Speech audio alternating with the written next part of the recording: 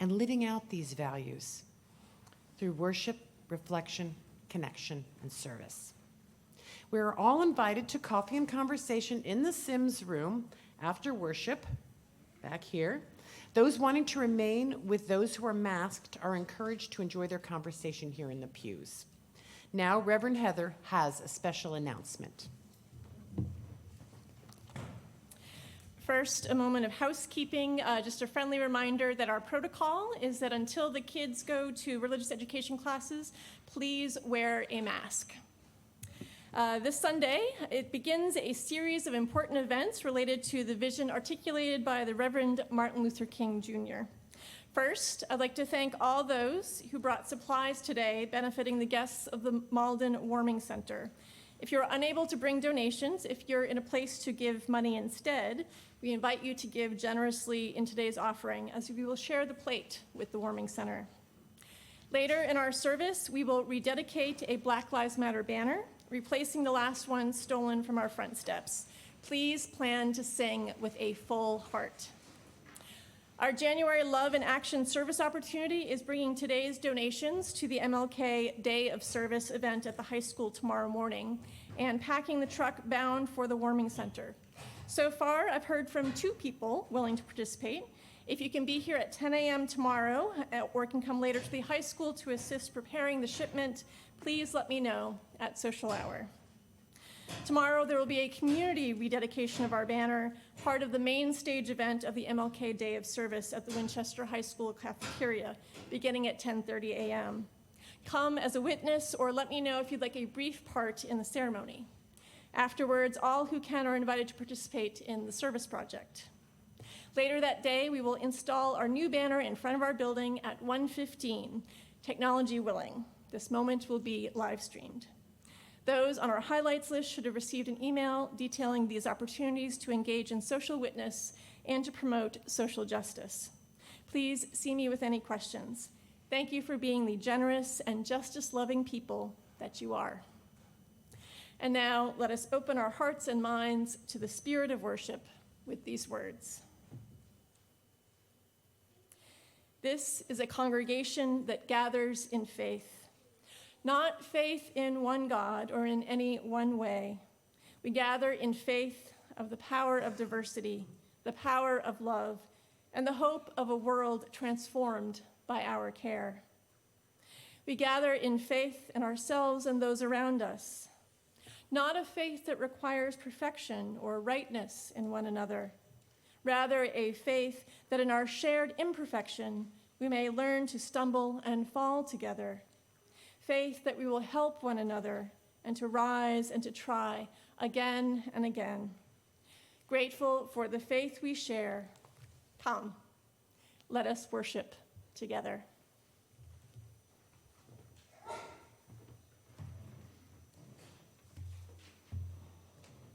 We now invite Gordy McIntosh, Standing Committee Co-Chair and member of the Racial Justice Planning Group, to come forward to light the chalice.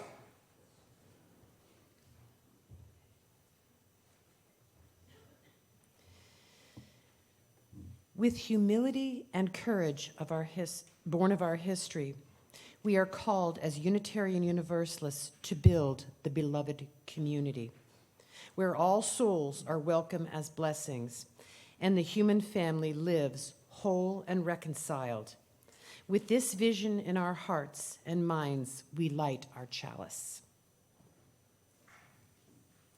Please rise in body or in spirit to join in singing hymn number 118 in the gray hymnal, This Little Light of Mine.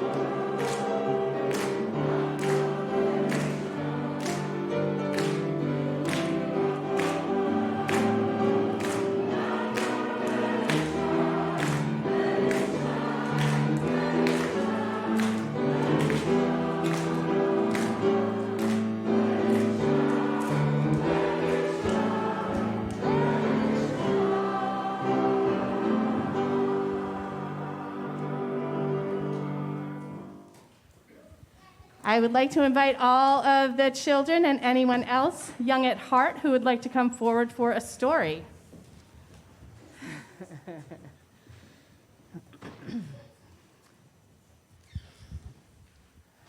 Wow, look at all of these beautiful faces this morning. Good morning, everyone. Welcome, new people. So great to see you all here. Whoa, we have so many people. This is so fun. Find a seat. I see Ryan and Neil are here. We missed you guys. So good to see your faces. Let's see. We've got Zara. We've got new friends, Piper and Ken, and we've got Valerie, who's also a new friend. Wow, we got so many people. Okay, oh, and Cassidy. Let's not forget Cassidy. I can't forget Cassidy. She's my granddaughter. All right, so I'm going to tell you a little bit about a guy named Martin Luther King. Has anyone heard that name before? Yeah, of course we have. He's a super important guy, right? Yeah, he was a minister, much like Reverend Heather is our minister, for a church down in Georgia, which is a state in America down in the South. And so he was someone that, in Spirit Play, we would call a hero. In our UU sources, we call it a prophetic person, who is someone who helps us see what's right and tells us how to fix things that are not right. No, thank you. So he was alive and helping fix what was wrong in the South in the 1950s and 60s. And what he was trying to fix was what was injustice, which was what was not right for black people in that time. He went to a lot of protests to try and fix the things that were wrong for black people, who he called Negro people. We don't use that term anymore, but we're going to read some of his letter, a very famous letter, and he uses that term, so I wanted you to understand that's why we're using that term. Piper, did you have a question?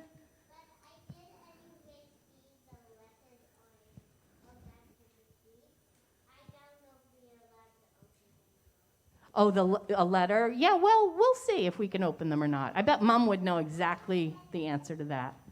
You have another one too? Okay. All right. Well, I'm going to talk about this specific letter. Okay. So, so a lot of the ideas that he worked for, Martin Luther King worked for, are still important today. He fought for equality, and he fought for black people to have justice. And today, we still are fighting for people to have equality. And the Black Lives Matter movement is a movement to make sure that black people get justice, right? So those are all still really important ideas. And so it's important to remember Martin Luther King and everything that he did to get us to where we are today, and to understand what we still have to do to make his vision of equality something that happens all the time in our world, okay? So one of the most important things that he did was he organized nonviolent protests. Does anyone know what a protest is? Yes, Sarah. Right, you all sort of stand up together, right, and say this is wrong. Ken, did you have an idea?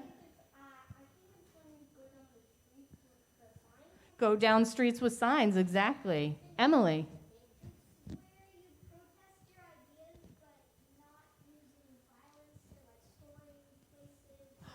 Right, so you're not using violence like throwing things or hurting people or anything like that. You're just using your voices. Jeremiah.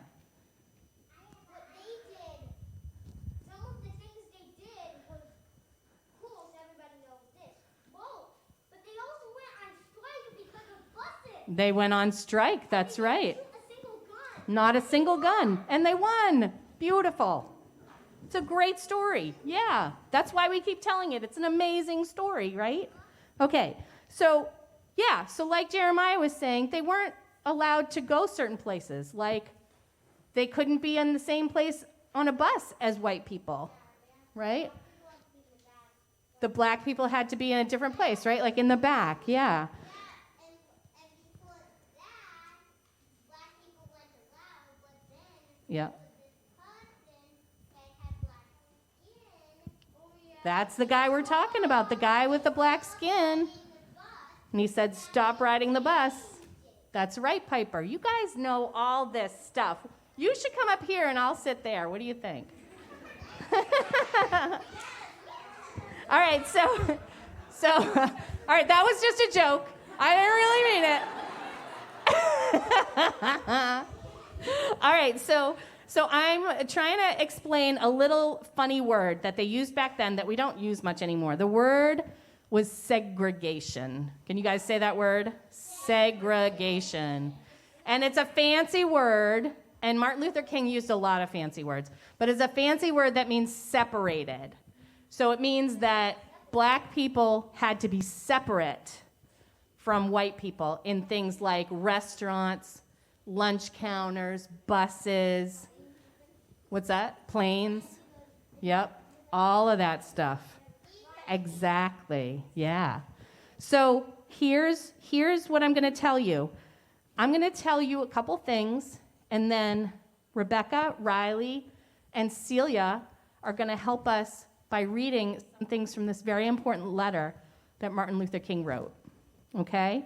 So Martin Luther King went to Birmingham. He was invited because they were doing a lot of protesting there, okay, about segregation, about having to be separate. They didn't like it, and they wanted it to stop. And they were protesting nonviolently to have it stop. And they invited Martin Luther King because he was really well known. He was super famous. Everybody in the country knew who he was. But not everybody in the country knew what was going on in Birmingham. And they knew, the people in Birmingham, that if the country knew what was happening there, they wouldn't stand for it. That they would say, that's not right, and they would help them make it better. So Martin Luther King agreed to come and help them bring attention to these protests. When he was there, he got arrested and put in jail just for protesting nonviolently. Because of the segregation. So he, when he was in jail, read a letter. Well, he read a statement from a lot of other ministers, like Reverend Heather and like Martin Luther King. They were all ministers. But these ministers were all white, and they complained about the protests in Birmingham, even though things were really unfair there. And so Martin Luther King was in jail, and he was mad and upset and hurt about the statement that these ministers had made, and he decided to write a letter back. And so Riley's going to read the first part of that letter. While confined here in the Birmingham City Jail, I came across your recent statement calling my activities unwise and untimely. You are men of goodwill, and your criticisms are sincerely set forth, so I want to answer your statement in patient and reasonable terms. So you can hear that Martin Luther King uses some big words, right? So if there's a word that you don't understand, Riley and Rebecca and Celia are going to try and make it obvious in the way they read it, what it means. But if you don't get it, raise your hand and say, what's that mean? And we'll try to explain it to you, okay? Did anybody have a word in that they didn't understand? Untimely means it's not the right time, right? Okay?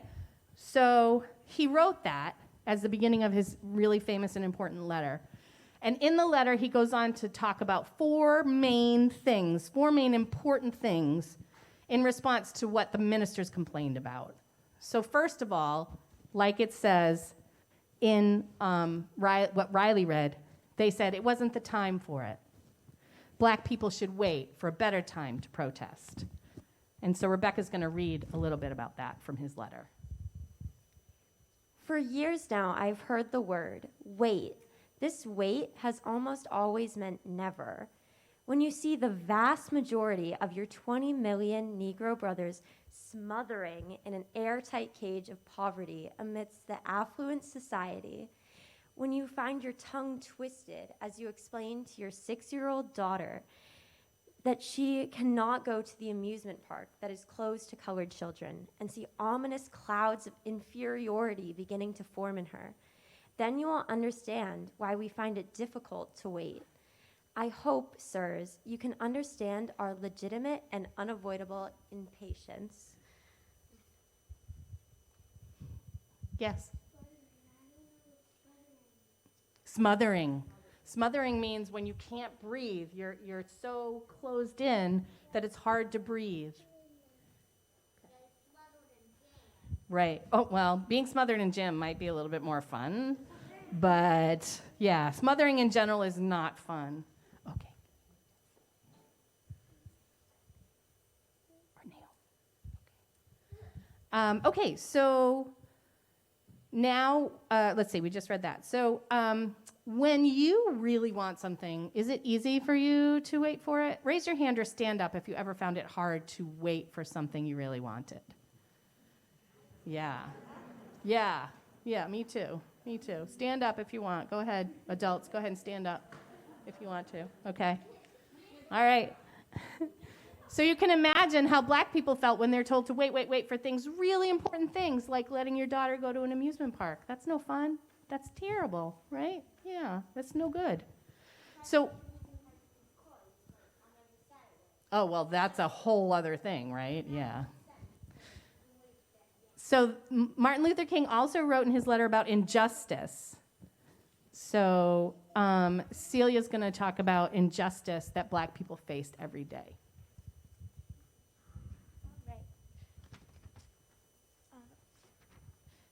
So, Martin Luther King Jr. points out the injustices that black people face every day.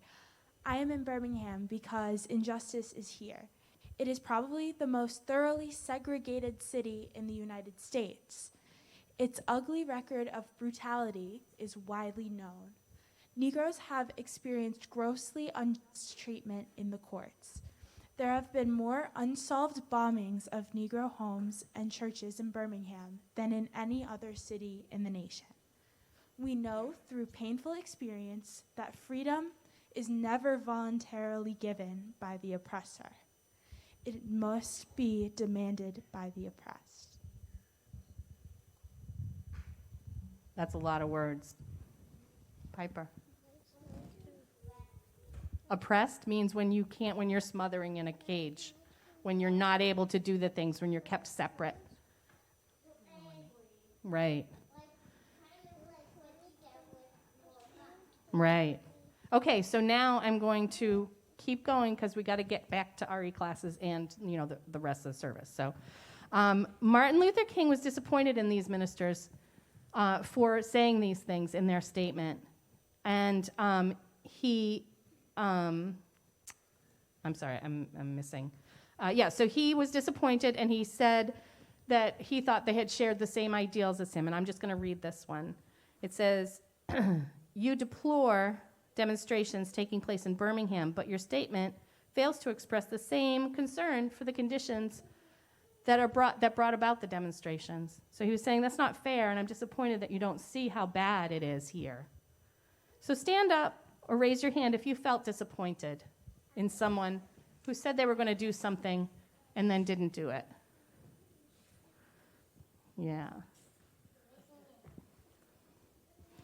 So at the end, Martin Luther King writes, "One day we will know that when these children sat down at lunch counters, they were in reality standing up for what is best in the world and the American dream and our most sacred values." So I wonder what Martin Luther King would think of standing up for racial justice and equality for all people in our community today. Let's think of that when we rededicate our Black Lives Matter flag at the end of the service. And for now, let's ask our grown-ups to sing us to RE classes. The words are in your order of service.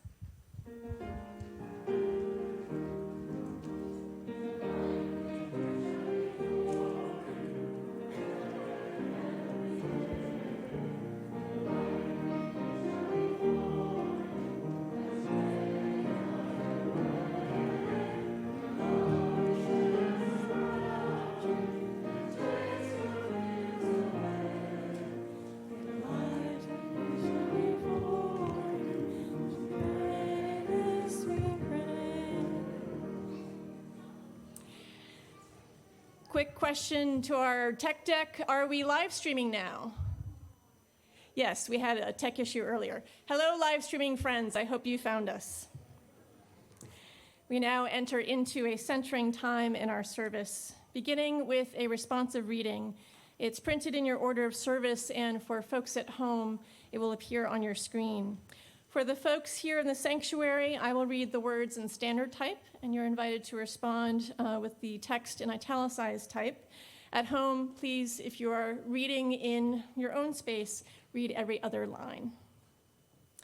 After the meditation, we'll take part in a ritual, kindling of the light, a time to light a candle here or at home in recognition of a joy, sorrow, or concern you hold within. During the kindling of the light, if you'd like a candle brought to you here in the sanctuary, please raise your hand and I will bring that to you. After we kindle the light, we'll be together in a time of shared silence, out of which we will sing hymn 199 in the gray hymnal, Precious Lord, Take My Hand, a favorite of Dr. King. Let us begin the responsive reading. We are caught in an inescapable network of mutuality, tied to a single garment of destiny.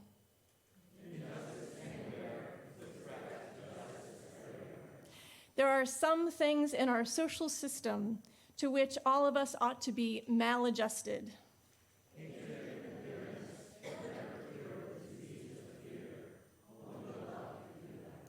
We must evolve for all human conflict a method which rejects revenge, aggression, and retaliation. Before it is too late, we must narrow the gaping chasm between our proclamations of peace and our lowly deeds which precipitate and perpetuate war.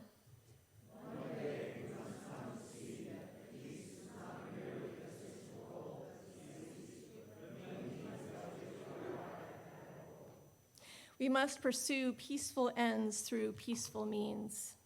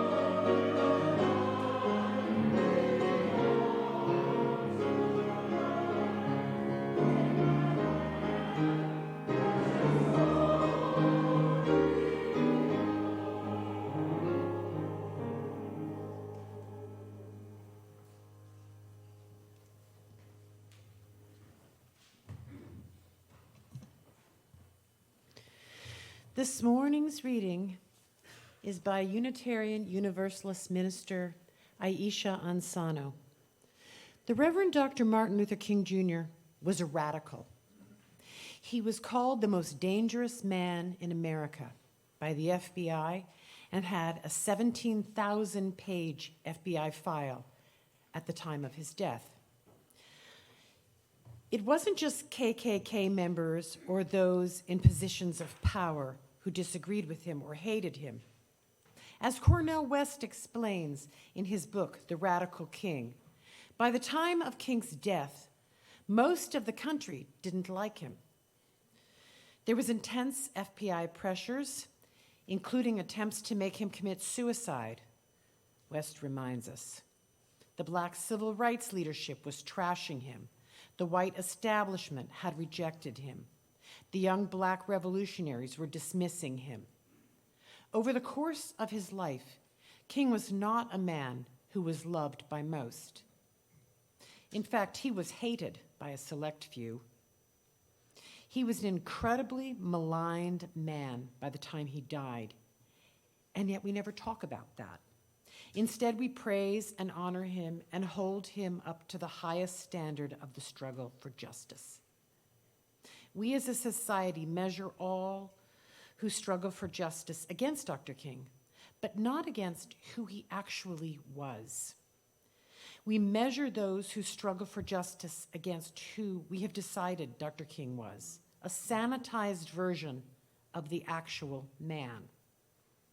As a society, we tell activists that their protests are too unruly, their demands too harsh, their voices too strident, their methods too stringent. We have decided as a society that there is one way to struggle for justice, and it's the way we like to imagine Dr. King struggled for justice, even though it is not the way he actually did.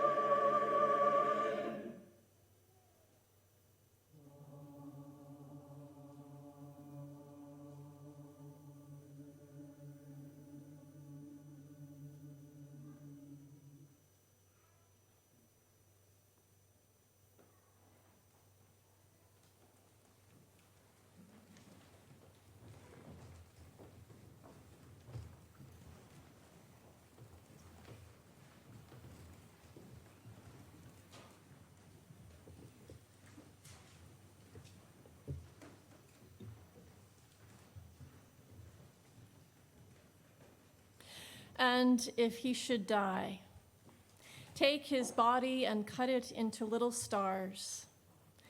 He will make the face of heaven so fine that all the world will be in love with night. These beautiful words from Shakespeare's Romeo and Juliet so eloquently describe a radiant life. He entered the stage of history just 39 years before, and in the brief years that he was privileged to act on this mortal stage, he played his part exceedingly well. His death was a result of a sensitive religious spirit. His crime was that he dared to live his faith. He placed himself alongside the disinherited. These words are not my own. They were spoken by the Reverend Dr. Martin Luther King Jr. as people gathered in Selma's Brown Chapel to remember the life and legacy of a martyr, a minister murdered because he chose to take a stand against injustice. This passage was the beginning of King's eulogy for the Reverend James Reeb. After making a few small changes, this passage now also reflects the death and life of the minister offering the eulogy. In today's first reflection, excerpts from King's letter from a Birmingham jail remind us of his prophetic vision. Indeed, when we pay close attention to his words, the profile of a radical advocate for a change emerges. Through preservation of King's writings and speeches, his passionate indictment of the entwined forces of racism, violence, and poverty are forever accessible. These critiques, like my edits of Reeb's eulogy, need only a few adaptations to be relevant now. As a minister who has written many eulogies, I know the task of a eulogy is to speak to what theologian James Luther Adams calls intimacy and ultimacy. We seek to tell the story of the deceased and their life, but also to name what greater meaning can be found through the reality of them having lived and that life coming to an end. As I do not think King and Reeb knew each other personally, King's eulogy speaks more to the ultimacy of Reeb's martyrdom.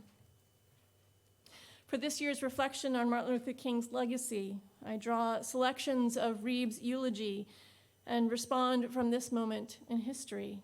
I'm grateful to Marcy, today's worship associate, and Patty Shepard, Maida Rodriguez-Howard, and Gloria Legvold for reading the eulogy passages. First, some context. When King and other Black activists faced horrific violence while seeking voting rights in Alabama, King invited clergy to come to Selma.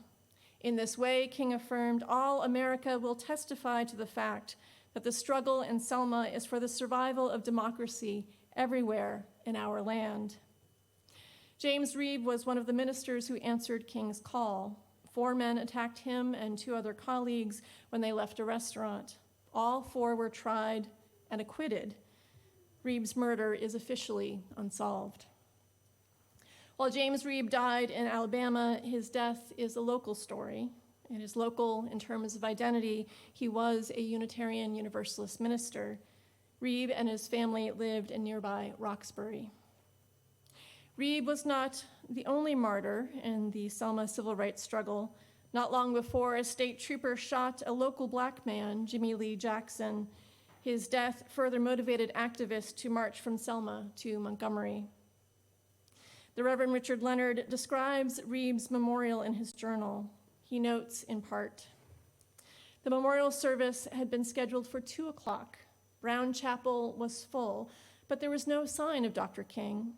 The temperature in the church continued to mount. At 3 o'clock, Dr. King arrived amid cheers outdoors and then in the church. Many faiths had come to pay tribute to the memorial to Jim Reeb.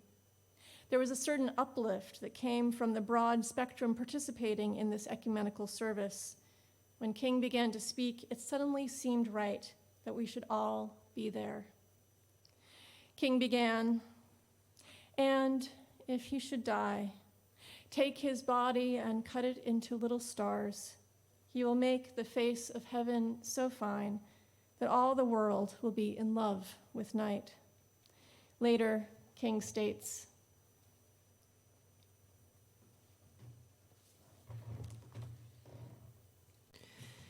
we are compelled to ask the question, who killed James Reeb?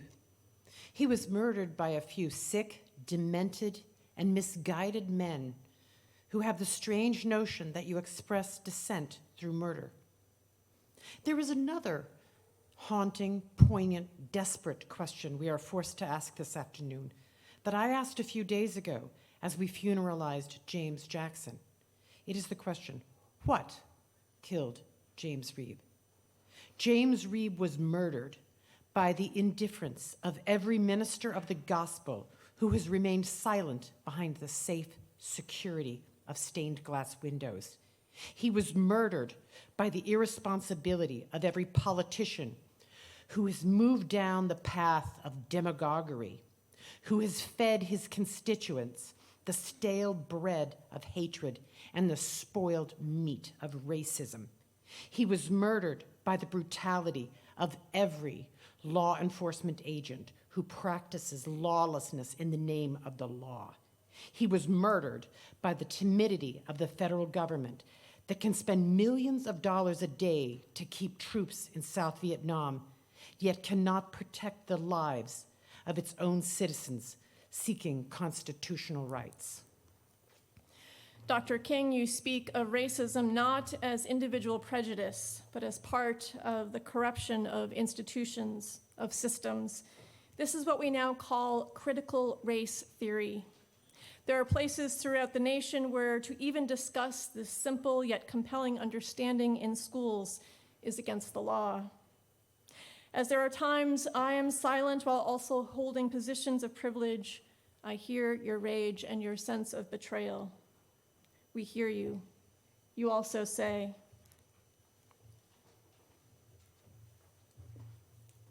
I hope we can also find some consolation in the great affirmations of religion, which tell us that death is not the end. Whether we call it immortality of influence, somewhere there is something in our faith that reminds us that death is not a period which ends this great sentence of life, but a comma that punctuates it to a loftier significance. Let this daring faith, this great invincible surmise, be our sustaining power during these trying days. there is a saying, the preacher preaches what they most need to hear. When did you know that, like Reeb, you would die before the age of 40? When did you come to understand the immortality of influence? And did it lend you sustaining power in your hardest moments? I found an audio recording of your eulogy for James Reeb. If it were better quality, we would be hearing it now. But through the static, I can hear the spiritual fatigue and sorrow in your voice. I am tired, I am weak, I am worn. Through the storm, through the night, lead me on to the light. In spite of the tensions and uncertainties of this period, something profoundly meaningful is taking place. Out of the wombs of a frail world, new systems of justice and equality are being born. Doors of opportunity are gradually being opened. Those at the bottom of society, shirtless and barefoot people of the land, are developing a new sense of somebodyness, carving a tunnel of hope through the dark mountain of despair. There are elements of this time that you might never even imagine, but reaction to movement forward has been brutal. I often turn to words by a contemporary, Akaya Winwood, who similarly affirms that the cycle of birth, growth, decline, and death is a natural metaphor for what is happening on the global political stage. We need every single one of us, those who revolt, those who restore, and those who dream and create the futures we're committed to. Let's insist on remembering that we all are kin, and that repairing the world is both our birthright and our responsibility. We can and will do this, I know, for I've seen the future, and it includes all of us. Both you and she give me hope.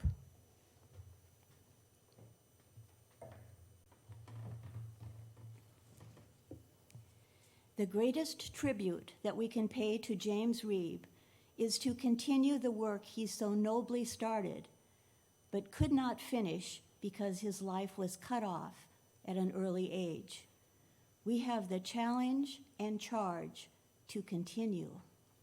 As your life would be cut off at an early age, we have inherited the work you so nobly started. Today, we recall that challenge and that charge. So we thank God for the life of James Reeb. We thank God that he was willing to lay down his life in order to redeem the soul of our nation. So I say, so Horatio said as he stood over the dead body of Hamlet, "Good night, sweet prince. May the flight of angels take thee to thy eternal rest." In his memoir, Richard Leonard remembers the conclusion of the memorial. "We rose to sing 'We Shall Overcome' yet one more time, and close to 1,000 voices united in a mighty chorus. The verse, black and white together, took on a deeper meaning for us as we thought of Jimmie Lee Jackson and James Reeb united in the democracy of death. As we hummed a final chorus, the Hebrew prayer for the dead was intoned and then translated for us with its phrase, 'Peace for all with justice.'" Martin Luther King's eulogy for James Reeb was also prophetic in the sense that it anticipated the future. The national response to the murder of a white clergyman put significant pressure on federal leadership to force change. Although both Jimmie Lee Jackson and James Reeb were killed, Reeb's white life seemed to matter more to the nation than Jackson's black one. Richard Leonard recalls Selma citizens circled around their televisions as, on the evening of Reeb's memorial, President Johnson urged Congress to help him pass a new voting rights bill. Everyone in the room where we had stood throughout was crying, men and women, old and young, black and white. As we know, the Voting Rights Act passed. Research reveals that it successfully increased voter turnout, registrations, in particular among black people. It has been linked to greater public goods provision for areas with a higher black population. As we also know, the Voting Rights Act was greatly weakened in 2021. King spoke these words about Reeb, but they apply to King as well. In his death, he says something to each of us. We must substitute courage for caution. We must be concerned not merely about who murdered him, but about the system, the way of life, the philosophy which produced the murder. His death says to us that we must work passionately, unrelentingly, to make the American dream a reality, so he did not die in vain.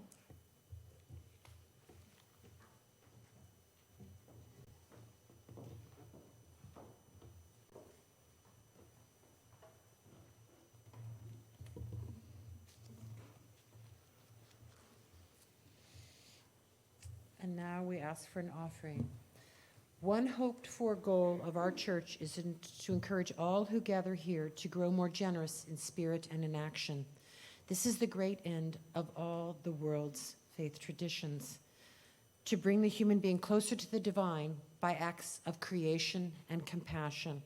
We now are asked to make an offering that allows us to exercise that all-important generosity of spirit, an offering that will help support this self-supporting church and its many ministries. This morning, we share our gifts with the Malden Warming Center, whose mission is to serve those experiencing homelessness by providing safe shelter and warmth during the winter months, recognizing each person's inherent dignity and unique circumstance.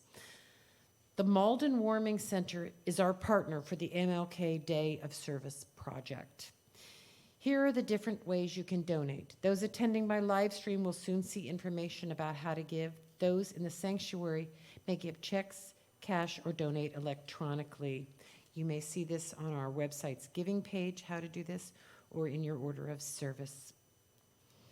If you are visiting for the first time, either in person or online, you are our guest. The most valuable thing you can offer at this moment is your contact information so that we may stay connected beyond this Sunday. The offering will now be generously given and gratefully received.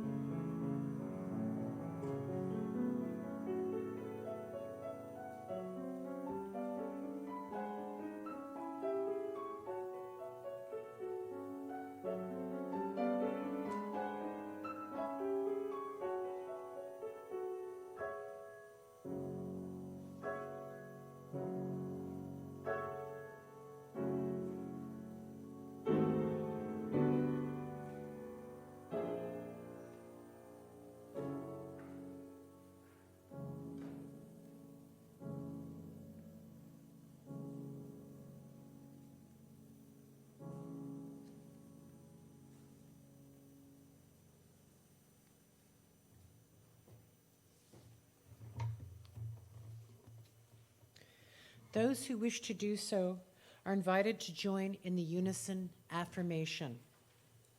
We gather not for ourselves alone, but to use our common power to build the beloved community within and beyond these walls. We create and reaffirm this covenant this day to make justice flourish, to practice compassion amidst difference, and to embody transformative love. We close our and begin the rededication of our Black Lives Matter banner with a blessing drawn from the words of James Reeb. May we participate in the continuous creation of a vision that inspires people to noble and courageous living. May we share actively in the adventure of trying to forge spiritual